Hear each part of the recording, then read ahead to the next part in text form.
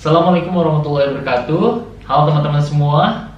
Buat kamu yang baru pertama kali di sini, jangan lupa untuk subscribe karena di sini kita akan bahas mengenai kehidupan PhD dan juga kehidupan di Denmark. Saya Rizky, saya belum ya. Dikat ya? Bukan, saya Rizky ya. Assalamualaikum warahmatullahi wabarakatuh. Halo teman-teman semua, saya Rizky dan buat kamu yang pertama kali di sini, jangan lupa untuk subscribe karena di sini kita akan bahas mengenai kehidupan PhD dan juga kehidupan di Denmark. Nah, kali ini kita akan bahas mengenai bagaimana cara mendapatkan beasiswa di Denmark. Nggak salah. Nah, ini apa sebenarnya kemana sih kali itunya? Kesini sih. Oh yang itu, aku Yeah. pikir yang di atasnya. Oke. Nah, di video kali ini kita akan membahas bagaimana cara mendapatkan beasiswa pemerintah di Denmark. Beasiswa pemerintah di Denmark. Beasiswa pemerintah Denmark.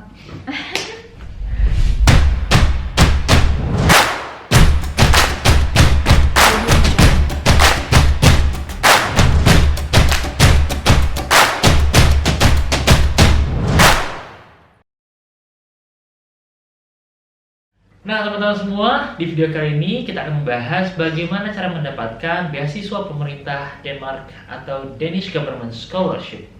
Nah, di samping saya sudah ada awardee-nya yaitu Norka Maria alias Norka. Beliau mendapatkan beasiswa Danish Government Scholarship. Nah, jadi sebenarnya kalau mungkin sebagian dari kalian sudah ada yang tahu atau mungkin belum tahu ya, kalau misalnya di Denmark itu pendidikan gratis dari SD sampai pasca sarjana itu gratis tis. Namun gratisnya itu sebenarnya hanya untuk penduduk EU aja. Jadi untuk EU yang masuk European Union, EEA European Economic Area sama Swiss itu biasanya gratis. Namun sebagai orang yang non EU atau di luar EU itu juga bisa mendapatkan pendidikan gratis di Denmark. Salah satunya adalah dengan Danish Government Scholarship.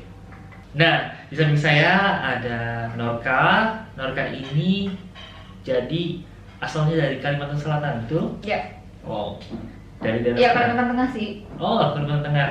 Antara maksudnya saya dari Kalimantan Selatan, terus Hmm. besar sampai SMA itu di Kalimantan Tengah. Oke. Kuliah kembali ke Kalimantan Selatan yang satu. Oke, dari S1-nya di Kalimantan di Universitas apa? Lambung Mangkurat.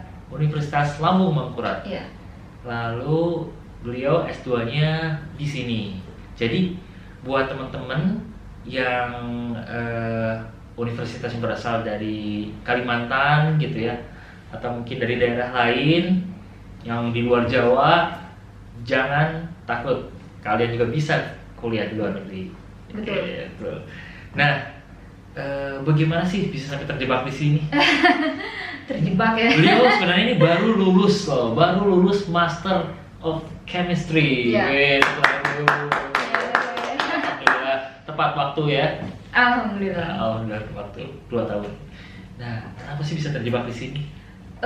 Sebenarnya itu waktu itu Denmark itu sendiri bukan negara tujuan saya, Mas. Oke. Untuk kuliah S2. Maksudnya bukan negara tujuan utama. Dulu pengen banget itu ke Inggris ya. Oh iya, Dan itu banyak memang sekali yang iya, dan Inggris. memang banyak karena negara-negara lain itu kan beasiswanya lebih booming ya untuk mahasiswa di Indonesia. Betul. Misalnya kayak beasiswa AAS di Australia, terus kemudian kalau di Inggris kan beasiswa Chevening ya. Ya, Chevening. Dan masih banyak lagi gitu. Cuman untuk Denmark sendiri itu beasiswa bahkan saya dulu nggak tahu ada beasiswa di Denmark. Cuman waktu itu saya kebetulan buka-buka kampus dari negara-negara di Eropa. Kemudian saya baca ada nih ternyata jurusan yang ingin saya daftar di Denmark, di Copenhagen ini gitu. Karena saya dulu sangat tertarik untuk ngambil jurusan kimia dengan spesialisasi green chemistry, dan ternyata pada waktu itu mereka green chemistry, green and sustainable chemistry, dan mereka waktu itu menawarkan program itu di websitenya. Jadi awalnya saya cuman mendaftar program yang saya inginkan gitu. Dan waktu itu saya nggak tahu kalau mereka sebenarnya punya beasiswanya. Jadi niat saya waktu itu cuma mendaftar program. Kata saya nanti kalau misalnya saya keterima di program ini, saya rencananya mau daftar LPDP gitu, nyari funding dari pemerintah Indonesia gitu ya. Ternyata setelah diumumkan, mereka ngasih pemberitahuan kalau ternyata saya diterima di program kimia, dan mereka juga menawarkan beasiswa full scholarship gitu. Dan sebenarnya ternyata beasiswa itu sendiri ada informasinya di website kampus. Cuman waktu itu saya terlewat membaca bagian scholarship itu.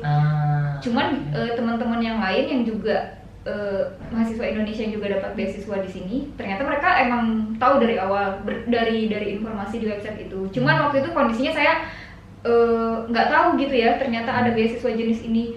Malah taunya pas ketika pengumuman mereka bilang selamat kamu diterima di program kimia dan kami menawarkan beasiswa ini gitu. Tapi ternyata kalau kita mau teliti sih sebenarnya ada informasinya di website. Jadi ini nggak disangka-sangka, jadi daftar dulu, bukannya lihat scholarshipnya dulu tapi daftar dulu, baru ditawarin sama pihak kampus.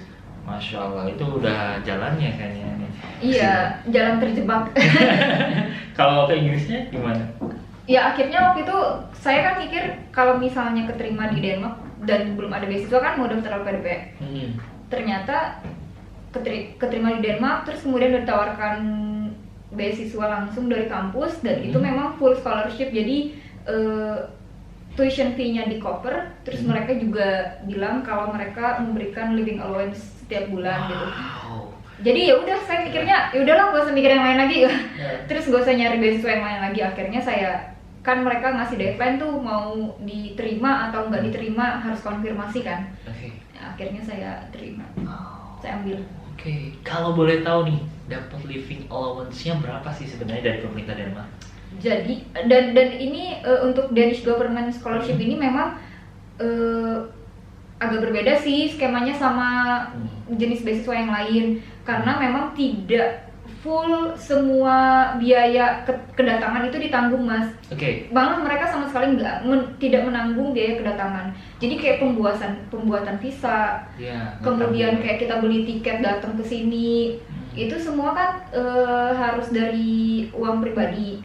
Jadi mereka hanya menanggung intinya beasiswa SPP-nya gratis gitu ya, tuition fee-nya dibayarkan langsung dari kampus. Terus beasiswa per bulan, biaya hidup itu dikasih per bulan ketika kita sudah sampai di Denmark. Jadi memang kalau memutuskan untuk mengambil beasiswa ini, kita sendiri juga harus punya persiapan untuk datang, terus kayak bertahan hidup sementara di sini, karena pas nyampe di sini juga duit beasiswa itu kan udah langsung cair, tapi kayak ada administrasi terus nunggu beberapa minggu gitu. Beasiswanya sendiri untuk living allowance-nya cukup sih untuk standar mahasiswa yang single gitu ya, yang masih S2. Itu kalau dikronkan 9.000 kron. 9.000 kron. 9.000 kron setara dengan kurang lebih 18 jutaan. Sekitar 18 juta ya kalau kurs rupiahnya 2.000 ya. 1 kron 2.000. Cuman itu sebelum pajak. Di sini kan kalau di Denmark kan apa-apa. Iya, di Denmark kan segala macam itu kena pajak ya. Bahkan uang beasiswa yang memang ini dari mereka sendiri juga dikenain pajak. Itu setelah dipotong pajak sekitar 7.600 kayaknya, Mas. Jadi kurang lebih 7.600 Danish kroner atau setara dengan 16 juta rupiah. Iya, sekitar 16 juta rupiah. Cuman sih kalau menurut saya dengan standar hidup yang memang mahasiswanya juga single, terus kayak kita hidupnya sederhana lah ya, itu sih tercukupin sih dengan uang segitu. Maksudnya dengan membandingkan dengan living expenses di sini itu mencukupi. Jadi maksudnya selama kita nggak berfoya-foya sih dengan jumlah segitu, insya Allah cukup lah. Alhamdulillah. Tanpa perlu ngambil part time job juga sebenarnya mencukupi. Tapi boleh ya ngambil part time job ya? Nah boleh, kalau di Denmark untuk student itu maksimal 20 jam per minggu kita diperbolehkan bekerja selama waktu-waktu yang normal. Ketika libur summer tuh selama 3 bulan, dari bulan Juni, Juli, Agustus, 3 bulan itu kita boleh kerja full time lebih dari 20 jam seminggu. Kamu pernah part time job nggak? Aku pernah part time job. Terus kira-kira karena kan kalau part time job sendiri kita nggak perlu, intinya ketika datang ke sini terus kita nyari kerja part time, udah kita bisa langsung kerja, jadi nggak perlu kayak mengajukan izin ulang segala macam kan, Ya. karena memang itu sudah Bolehkan. diperbolehkan di visanya sendiri gitu. Teman-teman yang lain juga banyak kan, bahkan ada yang teman kita yang dari Indonesia tuh yang mereka sama sekali nggak dapat beasiswa, cuman memang punya finansial yang mencukupin untuk datang di awal, terus pas Ya. ketika sampai di sini nyari part time job Ya. gitu juga banyak kan. Iya. Kalau Jadi- kira-kira dapat berapa sih dari part time job?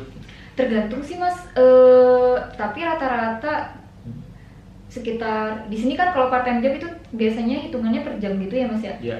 Tergantung waktu kita bekerja berapa jam gitu diperlukan sama mereka, dan kita available-nya berapa jam. Biasanya rata-rata kayaknya ya, kalau aku bandingkan dan juga berdasarkan pengalaman teman-teman yang lain, kayaknya berkisar antara 100 kron per jam. 100 kron itu sekitar 200.000 ya Ya. per jamnya. Jadi ya tergantung berapa jam gitu kita bekerjanya dalam seminggu gitu. Biasanya seminggu berapa jam? Tergantung jenis pekerjaannya. Ya ada yang bisa jadi 10 jam, 15 Oh, jam. iya. Kalau ada juga kayaknya tuh yang Apa di 10 jam ya? 10 jam berarti 1.000 kron seminggu ya. iya. Kalau 10 Kali jam. 4.000 kron. 4.000 kron tuh kurang lebih 8 juta rupiah. Ya, cuma ya gede kalau Gede kita ya. pikirkan ke dalam rupiah ya, tapi kan di sini standar hidupnya bukan dalam rupiah ya. Betul. Ya, tapi intinya kalau misalnya teman-teman juga dapat beasiswa Danish Government ini, intinya tanpa bekerja part time job juga sebenarnya mencukupin. Asal standar hidupnya bukan standar hidup yang tinggi dan berpoya-poya ya, maksudnya secukupnya, insya Allah itu mencukupin kok untuk gaya hidup orang Indonesia. Makan Ditambah 3 kali lagi, sehari gitu ya. ditambah lagi kalau memang part time job ya itu juga memungkinkan, maksudnya dari pengalaman saya dan teman-teman yang di sini juga bisa dapat part time job gitu. Ya rezeki juga sih, kadang emang susah, kadang emang ada lowongan. Oke. Kamu jiper nggak sih ketika wah nggak dapat biaya kedatangan, nggak dibayarin visanya, nggak di apa gitu? Iya. Itu sempet jadi, kalau jiper sih enggak sih, karena waktu itu mikirnya udah dikasih beasiswa ini, dan prosesnya memang untuk Danish Governmental Scholarship ini sendiri dibandingkan jenis beasiswa yang lain ini sangat-sangat mudah sih mas prosesnya, prosedurnya.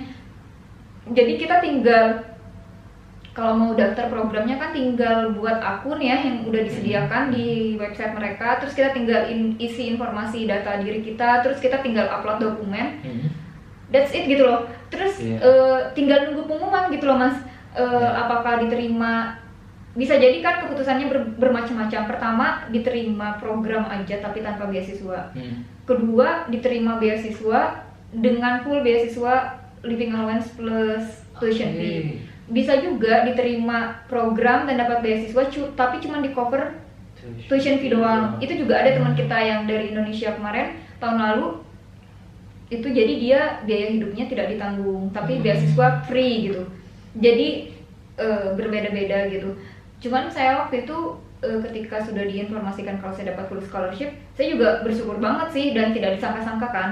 Dan mengingat betapa gampangnya prosedurnya gitu, kita tinggal nunggu, nggak ada interview, nggak ada apapun gitu ya. Jadi saya positif mau ngambil beasiswa ini, tapi memang akhirnya harus dipikirkan kayak untuk mencari biaya di awal itu seperti apa gitu. Seperti mau bikin visa kan harus deposit dulu kan, Deposit di bank gitu kan.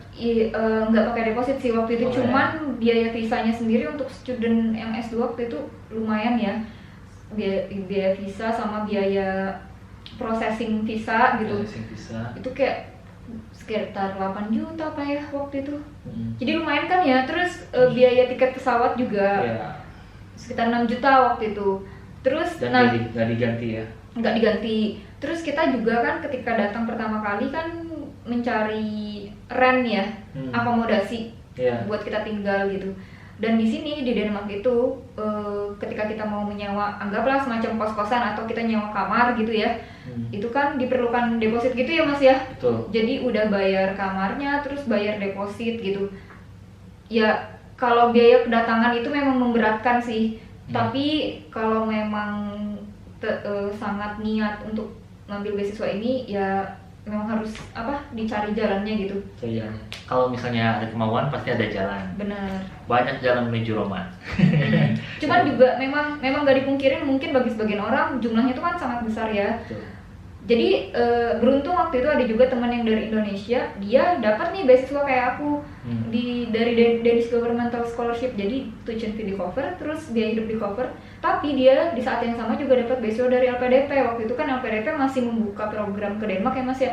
Sekarang kan LPDP udah nggak ada kampus di Denmark di dalam list LPDP sekarang kan ya. Kecuali untuk yang budi gitu ya. Jadi temen aku itu akhirnya dia memilih LPDP karena kan kalau LPDP full banget ya coverage-nya ya. Kayak biaya visa segala macem gitu kan.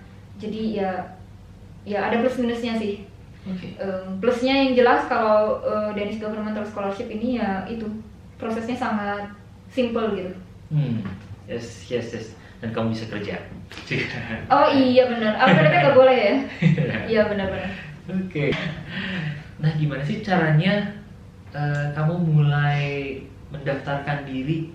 Apakah kamu sebenarnya waktu di kampus itu ada pengumuman? Gak ada kan? Nggak ada. Jadi kamu cari sendiri di websitenya, melalui websitenya. Oke, bisa tunjukin nggak websitenya, website apa? Tapi memang kalau untuk mahasiswa internasional yang berasal dari negara luar Uni Eropa, kita memang harus bayar. Cuman mereka juga ada nih ngasih info di sini scholarship yang available. Dan mereka ada ngasih beberapa link. Kita bisa cari scholarship berdasarkan negara, berdasarkan institusi. Nah, ini yang aku apply Danish Government Scholarship. Jadi untuk Danish Government Scholarship ini sendiri sebenarnya ini adalah beasiswa khusus untuk mahasiswa dari luar Uni Eropa. Jadi kayak dari Asia, dari Afrika gitu. Nah di sini apa aja persyaratannya gitu, terus bagaimana kita bisa mendapatkan beasiswa ini. Jadi di sini juga dia mention kalau beasiswa ini tidak perlu didaftar secara terpisah. Jadi kita cuman daftar program yang kita inginkan dan nanti ketika mereka mereview aplikasi dari semua pendaftar, mereka akan menseleksi siapa nih yang mau dikasih beasiswa gitu. Dan siapa misalnya beasiswa yang dikasih penuh kah, apa cuman tuition fee doang gitu. Jadi ya ada di sini dijelaskan, cuman namanya yang tadi itu ya ini Danish Government Scholarship. Dan memang beasiswa ini ya khususnya untuk mahasiswa di Indonesia memang kurang populer ya. Bisa jadi karena kayak aku tadi kasusnya kayak terlewat membaca info dan akhirnya tidak sampai ke link ini gitu, padahal sebenarnya ada. Nah jadi gitu guys caranya masuk ke program master. Kalau misalnya kamu yang ingin mencari master ya, cari programnya yang sesuai dengan jurusan kamu yang kamu inginkan. Kemudian lihat scholarshipnya, bagian scholarshipnya apa prosedurnya, apa saja sih yang harus dipersiapkan, apa saja syarat-syaratnya ya gitu. Nah, apa nih tips-tipsnya biar bisa mendapatkan scholarship itu? Gitu. Kamu ada interview nggak sih? Nggak ada interview. Nggak ada interview tuh, nggak ada interview. At least sampai tahun lalu masih nggak ada interview ya. Cuman kurang tahu apakah tahun ini ada interview. Cuman kayaknya ada perubahan sih dari tahun lalu. Aku kan 2 tahun yang lalu. Kalau tahun lalu sendiri kayaknya sudah berbayar mas. Maksudnya pendaftaran. Kalau dulu aku pas daftar itu masih totally free. Jadi nggak ada bayar application fee gitu, nggak ada. Sekarang ada application fee ya? Kalau nggak salah per tahun ini apa per tahun lalu gitu, itu sudah ada application fee. Ya jadi kayak kita harus siap keluar modal dulu kalau memang yakin pengen daftar gitu. Tapi nggak mahal kan? Kayaknya 750 kron kayaknya. 750 kron atau sekitar dengan 1.500.000 Iya. rupiah. Dan itu dia seingat aku karena waktu itu ada temen yang sempat nanya, itu dia bisa daftar untuk 3 program sekaligus. Dan bisa di kampus yang berbeda. Jadi itu kayak dikelolanya secara terpusat gitu. Jadi kalau kayak kita di Indonesia kan kayak SBMPTN gitu ya. Jadi di portal yang satu kita bisa milih kampus yang beda dengan jurusan yang nggak sama juga gitu. Jadi bisa ke chemistry di University of Copenhagen, chemistry di Aarhus University, atau chemistry di DTU atau di Aalborg University, Iya. tapi maksimal 3 ya? Maksimal 3. Setahu aku gitu Mas ya, cuman aku agak-agak kurang ingat juga sih. Tapi bisa dipastikan dicek lagi prosedurnya. Oke, karena tiap tahun itu bisa berubah-ubah Iya, ya, benar. diupdate terus. Jadi info-info yang kamu dapatkan dari sini, kamu cross check lagi di websitenya, karena bisa jadi pada waktu kamu ingin apply itu beda lagi syarat-syaratnya. Oke. Ada yang mau disampaikan? Wah, kamu harus, kalau bisa begini nih. Kalau tips, maksudnya secara general ya memang kadang untuk terutama beasiswa ini mereka sebenarnya tidak memberitahu ya kriteria jelasnya seperti apa. Jadi kita yang dapat beasiswa ini juga mungkin cuman menebak-nebak apa ya kira-kira yang membuat kita dikasih beasiswa. Karena mereka memang dari pihak administrasinya sendiri tidak menjelaskan kriterianya, misalnya IP harus sekian gitu ya. Tapi ya tips secara umum sih berarti kita memang mempersiapkan nilai yang bagus. Kalau kita masih kuliah nih, misalnya teman-teman berniat untuk kuliah melanjutkan ke pendidikan yang lebih tinggi, entah itu di kampus di luar negeri ataupun di Indonesia sendiri, kan ya sebisa mungkin mempersiapkan untuk mendapatkan nilai yang semampu kita yang bagus gitu ya selama S1. Karena bagaimanapun bisa jadi itu akan membantu. Tidak semua beasiswa itu mensyaratkan harus IP yang tinggi, tapi bisa jadi ya itu akan menjadi nilai plus gitu Mas ya. Ya, kalau organisasi gimana kalau untuk ini? Untuk beasiswa ini sendiri kayaknya sih organisasi itu tidak menjadi ini ya sesuatu yang diharuskan. Tapi Nggak ada tulisannya, nggak ada form apa? Nggak ada karena tidak ada kayak form yang emphasize bahwa kita harus memiliki leadership misalnya gitu, nggak ada. Tapi kan akan lebih bagus kalau kita punya dan kita mencantumkan itu kan di CV kita. Oh, karena CV yang di... Mereka minta CV. Jadi mereka minta CV. Meskipun mereka nggak ngasih tahu apa poin yang akan dilihat dari CV, tapi kan sebagus mungkin, sebanyak mungkin aktivitas bisa jadi itu akan memberi nilai tambah. Ya, betul. Jadi ya itu sih yang hal-hal yang masih bisa dipersiapkan ketika kuliah. Terus kemudian kalau memang berniat untuk kuliah ke luar negeri, berarti rajin-rajin mencari informasinya gitu. Bisa jadi dimulai dengan jenis beasiswa yang umum dan banyak informasinya di Indonesia, kayak AAS atau Chevening. Tapi jangan untuk kemungkinan juga mencari informasi ke negara-negara yang memang kurang populer tapi sebenarnya itu mereka menawarkan beasiswa dan kampusnya juga bagus gitu ya, dan negaranya juga negara yang bagus. Kayak waktu belum datang ke Denmark kan sebenarnya kita nggak begitu banyak tahu ya di mana kehidupan di Denmark. Ternyata pas sampai di sini kita merasakan sendiri kelebihan-kelebihannya gitu. Ternyata banyak fakta-fakta yang tidak kita ketahui tentang Denmark yang justru malah bikin kita wow, ternyata begini ya Denmark ya. Wah, kalau misalnya udah tahu dari dulu, tujuan saya kesini aja. Bisa jadi seperti itu kan ya.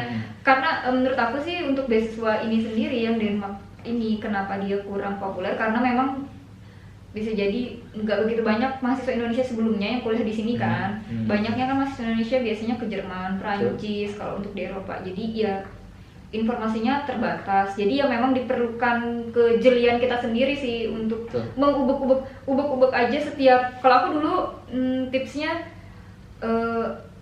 nggak terlalu meskipun ada kecenderungan pengen nih ke Inggris gitu ya, tapi juga nggak membatasin harus Inggris aja. Jadi biasanya juga membuka peluang untuk mencari informasi di beasiswa di negara-negara lain. Aku menentukan kayak 2 atau 3 kampus yang cukup bagus di negara itu, terus aku fokuskan untuk ngubek-ngubek isi websitenya, kira-kira ada program yang menarik nggak gitu, terus kira-kira ada peluang beasiswa nggak gitu. Jadi memang ya intinya harus rajin-rajin mencari informasinya. Oke, wah terima kasih banyak nih Norka buat tips-tips beasiswanya. Apalagi sudah ditunjukin bagaimana caranya mencari program yang kita mau, lagi itu sudah mau sharing dapatnya berapa. Wah, itu informasi yang baik sekali. Dan ternyata Norka itu dulunya asalnya dari Kalimantan Selatan, dari Universitas Lambung Mangkurat. Mudah-mudahan video ini bisa menginspirasi kalian ya. Terima kasih Norka. Sama-sama. Assalamualaikum warahmatullahi wabarakatuh. Waalaikumsalam. Kalau misalnya menurut kalian video ini bermanfaat dan menginspirasi, jangan lupa untuk klik like, share, dan subscribe ya. Dan jangan lupa untuk menekan tombol belnya. Oke, kalau yang komen, tinggal komen di bawah. Dan sampai jumpa di video berikutnya. Assalamualaikum. Salam. Saya dengar-dengar kamu baru keterima PhD. Aduh, Baru aja lulus tapi langsung. bentar dulu, udah ulang lagi. Serius langsung. Mana belum officially PhD student. Oh iya, tapi udah keterima gitu. Iya. Ya udah. Tapi kan tayangnya juga nanti ya PhD-nya, sama ya? Ya, Maksudnya bisa. semoga ketika ditayang aku benar-benar udah menjalankan Oh, iya, gitu. iya.